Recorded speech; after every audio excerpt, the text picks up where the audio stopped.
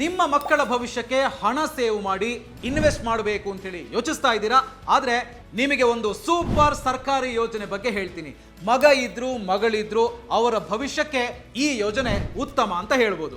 ಈ ಯೋಜನೆಯ ಹೆಸರೇ PPF, public provident fund. Bank ಅಥವಾ ಪೋಸ್ಟ್ ಆಫೀಸ್ನಲ್ಲಿ ನಿಮ್ಮ ಹೆಸರಿನ ಮೇಲೆ ಸುಲಭವಾಗಿ ಅಕೌಂಟ್ ಓಪನ್ ಮಾಡ್ಕೋಬಹುದು. ಹಾಗಿದ್ರೆ PPF ಯೋಜನೆಯ ಮುಖ್ಯ ಅಂಶಗಳೇನು? ಕನಿಷ್ಠ ಠೇವಣಿ ವರ್ಷಕ್ಕೆ 5,000, ಗರಿಷ್ಠ ಠೇವಣಿ ಅಂತ ಹೇಳಿದ್ರೆ ನೀವು ವರ್ಷಕ್ಕೆ 1.5 ಲಕ್ಷ ಇರಬಹುದು.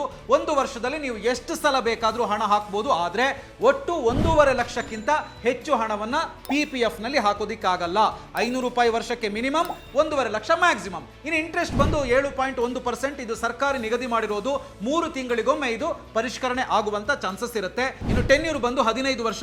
15 ವರ್ಷ ಹಣ ಹಾಕಿದ ಮೇಲೆ ಅಸಲು ಪ್ಲಸ್ ಬಡ್ಡಿ ಸಂಪೂರ್ಣವಾಗಿ ನಿಮ್ಮದಾಗುತ್ತೆ. ಉದಾಹರಣೆಗೆ ನೀವು ವರ್ಷಕ್ಕೆ ಗರಿಷ್ಠ ಅಂದ್ರೆ 1.5 ಲಕ್ಷ ರೂಪಾಯಿ PPF ನಲ್ಲಿ ಹಾಕ್ತೀರಿ ಅಂತ ಹೇಳಿದ್ರೆ 15 ವರ್ಷಗಳಲ್ಲಿ ಒಟ್ಟಾರೆ ನಿಮ್ಮ ಇನ್ವೆಸ್ಟ್ಮೆಂಟ್ 22,50,000 ರೂಪಾಯಿ ಆಗಿರುತ್ತೆ.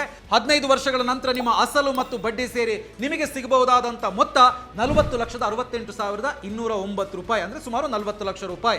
ಇದು ಸಂಪೂರ್ಣವಾಗಿ ಟ್ಯಾಕ್ಸ್ ಫ್ರೀ. PPFಗೆ ಈ ಟ್ಯಾಕ್ಸ್ ಬೆನಿಫಿಟ್ ಕೂಡ ಇದೆ. ಹಾಕುವಾಗ, ಬಡ್ಡಿಗೆ ಮತ್ತು ಹಣ ತೆಗೆಯುವಾಗ ಎಲ್ಲವೂ ಕೂಡ ಟ್ಯಾಕ್ಸ್ ಫ್ರೀ. ಈ 40 ಲಕ್ಷ ರೂಪಾಯಿಂದ ಏನ್ ಮಾಡಬಹುದು ನೋಡಿ? ಮಕ್ಕಳಿಗೆ ಉತ್ತಮ ಶಿಕ್ಷಣ ಕೊಡ್ಬೋದು, ಎಜುಕೇಶನ್ ಕೊಡ್ಬೋದು, ಮಗಳಿಗೂ ಎಜುಕೇಶನ್ ಕೊಡ್ಬೋದು, ಒಳ್ಳೆ ರೀತಿಯಲ್ಲಿ ಮದುವೆ ಮಾಡಿಕೊಡ್ಬೋದು. ಹೀಗೆ ಭವಿಷ್ಯಕ್ಕೆ ದೊಡ್ಡ ಸೇಫ್ಟಿ ನೆಟ್ PPF. ಒಂದು 100% ಸುರಕ್ಷಿತ ಹಾಗೂ ಒಳ್ಳೆ ರಿಟರ್ನ್ ಕೊಡುವಂತ ಯೋಜನೆ.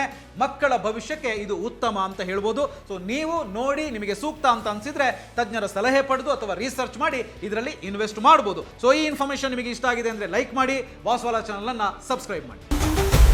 Boss Vala, B the boss.